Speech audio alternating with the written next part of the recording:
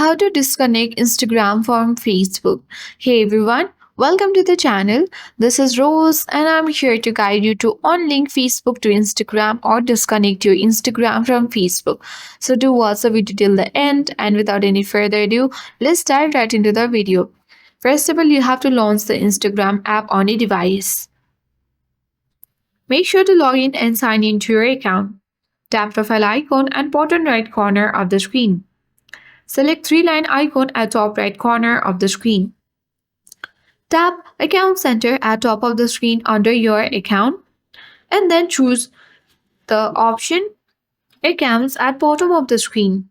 And here you will see your Facebook account has been connected to your Instagram. So in order to disconnect your Facebook account from Instagram, select remove option from your Facebook. And after that, you need to select yes, remove your Facebook account. So here are some of the information that you need to read before finish removing your account. Then after that, tap yes, remove Facebook. And here you can see that we have successfully unlinked our Facebook to Instagram.